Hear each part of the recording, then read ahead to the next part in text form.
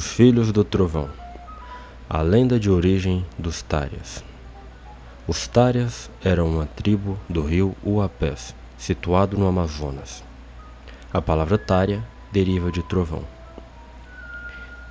Diz-se que, num tempo muito antigo, o trovão deu um estrondo tão forte que o céu rachou e começou a gotejar sangue. O sangue caiu em cima dele próprio, do trovão, e secou sobre o seu corpo. Algum tempo se passou, e o trovão trovejou outra vez. E o sangue que estava sobre ele virou carne. Um pouco depois, um novo trovejar fez com que a carne se desprendesse do seu corpo e fosse cair sobre a terra. Ao tocar o solo, a carne se despedaçou em 1000 pedaços, e estes pedaços se transformaram em gente, homens e mulheres. Assustados por natureza, os filhos do trovão correram logo a se meter no interior da primeira gruta, assim que anoiteceu, pois eles eram ignorantes das coisas. Então, ao verem o sol desaparecer, imaginaram que ele nunca mais voltaria. Quando começou a amanhecer, porém, tiveram uma grata surpresa. O céu voltava pouco a pouco a tomar uma cor vermelha, sob o efeito da luz do sol. Eles observaram o sol subir ao céu, e quando ele chegou ao seu zenite, isto é, ao meio-dia, sentiram fome. No alto de uma árvore, viram então um pássaro alimentando-se de um fruto. "Façamos o mesmo", disse um dos filhos do trovão.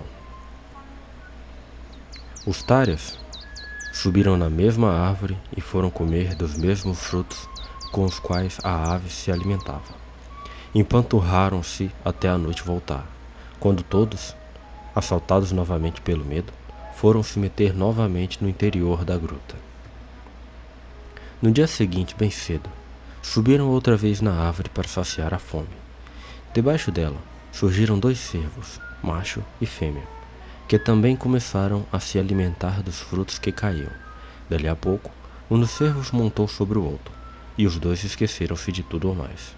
"O que estão fazendo?", disse um dos Tárias, que ainda era ignorante sobre as coisas deste mundo. Eles observaram bem e retornaram ao interior da gruta. Durante a noite, a Mãe do Sono visitou-os em sua gruta para contar-lhes quem eles eram. Depois, transformou-os em cervos, e eles foram para debaixo da árvore repetir alegremente o que o casal de cervos de verdade havia feito. Quando o dia amanheceu, os pares ainda estavam abraçados, um homem para cada mulher, e foi assim que os Tárias deram início à sua gloriosa descendência. Todas as noites, os casais repetiam as práticas aprendidas, de tal modo que não tardaram a surgir seus primeiros filhos. Aos poucos, eles aprenderam também a plantar e criar animais. Então, um dia, observando o rio Amazonas, eles pensaram em como poderiam andar como os patos sobre as águas. Todos os dias, eles se postavam às margens do rio e ficavam observando, cheios de admiração, o ir e vir sereno dos patos sobre a água. "Temos de aprender também a caminhar sobre as águas", disse um dia o líder supremo dos Tárias. Os Tárias eram persistentes e continuaram insistindo dia após dia, até que um dia um deles, bafejado pela sorte, viu passar um pau de bubuia flutuando. Num reflexo feliz, ele agarrou-se ao tronco e imediatamente sentiu que não afundava mais. Depois, com um pouco mais de prática, conseguiu guiar o tronco com as mãos metidas dentro da água. Então, ele foi para onde quis, e a felicidade inundou a sua alma. Como não havia ninguém por perto para admirar sua façanha, o índio retornou à margem e foi correndo à aldeia comunicar a sua fantástica descoberta. Logo ao amanhecer, todos foram ver a proeza. O Tária atirou-se na água, montado em sua boia improvisada, e andou por todo o rio sem jamais afundar. E foi assim que os Tárias descobriram a navegação.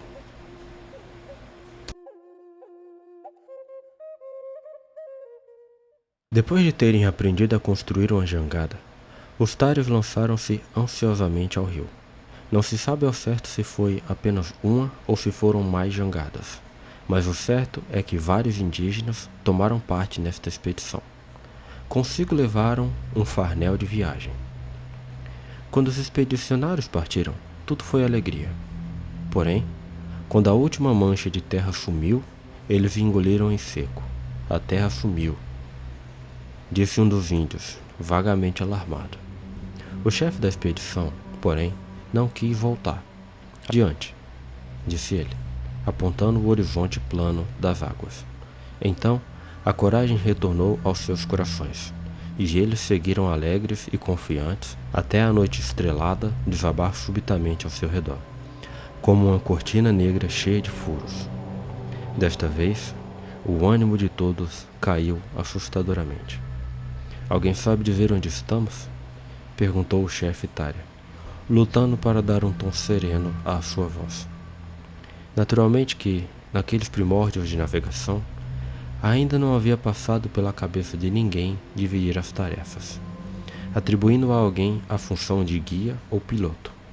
Justamente por isso, todos responderam, numa admirável concordância, que não faziam a menor ideia de onde estavam. Para piorar as coisas, um vento forte começou a soprar, empurrando-os ainda mais para as horrendas e desconhecidas vastidões do rio. Em 3 dias acabou a comida, e quando a fome apertou para valer, um dos Tários avistou alguns tapurus nos gomos da jangada. Ele encheu a mão e enfiou tudo na boca. A careta que fez era de agrado. A comida era boa. As outras mãos colheram avidamente o resto dos tapurus. E assim, os índios saciaram por algum tempo a sua fome atroz. Os viajantes vagaram, sem remo nem rumo, durante várias luas. Então, quando tudo parecia perdido, eles viram ao longe a sombra da terra. Terra, terra! Gritou um deles, dando o primeiro grito náutico da história dos Tárias. Os índios desembarcaram num lugar ermo, muito parecido com a sua própria terra. Comeram alguns ovos que encontraram e decidiram fundar uma aldeia ali mesmo. 3 luas depois, a aldeia estava pronta.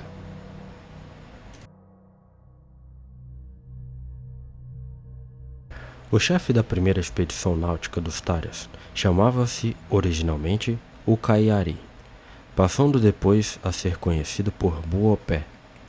Ele era um Tuixaua, título supremo do chefe Tária, e havia chegado com seus homens numa jangada após navegar sem rumo pelo Rio Negro. Ao colocar os pés em terra, o nobre guerreiro decidira se estabelecer ali. Convicto de que era uma boa ideia, o chefe indígena mandou então construir uma aldeia e se autoproclamou senhor absoluto da terra, pois assim se fazia em toda parte nos dias antigos. Em 3 luas, a aldeia estava pronta. Mas não demorou muito, e um dos Tárias trouxe ao chefe esta péssima notícia. Grande Tuixaua, encontrei rastros de pés humanos próximos da aldeia. Imediatamente nasceu no peito do Buopé a certeza de que estavam sendo vigiados. Vamos então espionar os espiões, disse ele, tomando seu tacape. Buopé não queria saber de ninguém mais em seus domínios, mesmo que já estivessem ali muito antes dele. Aquela terra, agora, pertencia aos filhos do sangue do céu. Após certificarem-se de que as pegadas pertenciam aos membros de uma tribo vizinha, Buopé reuniu rapidamente os seus homens. Alegrem-se, teremos guerra, anunciou ele, e todos puseram-se a confeccionar grandes quantidades de tacapes, arcos, flechas, fundas e o restante de armas então usadas pelos índios. Uma lua depois, os Tárias guerrearam contra os seus inimigos nativos, derrotando-os fragorosamente. Além de conquistarem mais uma boa porção de território, os filhos do trovão conquistaram também uma porção de mulheres da tribo vencida. 3 anos transcorreram até que Buopé e os seus valorosos guerreiros pudessem entender a língua daquelas mulheres. Quando isto finalmente aconteceu, eles descobriram que outra porção de gente delas vivia num lugar não muito distante dali. Leve-nos até lá, ordenou Tuichawa às mulheres. Imediatamente, foi organizada uma nova expedição de conquista. Quando fez mão de lua, ou seja, dentro de 5 luas, Buopé e os seus chegaram ao lugar. A batalha durou 3 dias, e ao cabo dela, Buopé era, de novo, o vencedor. E assim o chefe Tária foi conquistando todos os povos às margens do Rio Negro, até tornar-se senhor absoluto da região. Quando seus filhos ficaram adultos, mandou-os irem guerrear contra as tribos de canibais acima e abaixo do rio. Buopé tinha o costume de, após matar seus inimigos, ir até as margens do rio e cuspir dentro de um funil de folha. Depois, lançava-o correnteza abaixo, a fim de chamar magicamente a sua gente distante. Então, os anos se passaram e ele envelheceu, perdendo finalmente as forças. Uma noite, a mãe do sono lhe apareceu outra vez e o fez sonhar que tinha morrido. Buopé viu, por entre as névoas do sonho, que o seu corpo já não fazia mais sombra e que ao redor dele todos choravam. Era o aviso do fim. O nobre Tuichawa reuniu seus filhos, deu-lhes as últimas instruções, e quando o sol surgiu, um beija-flor saiu de dentro do seu peito e disparou em direção ao céu.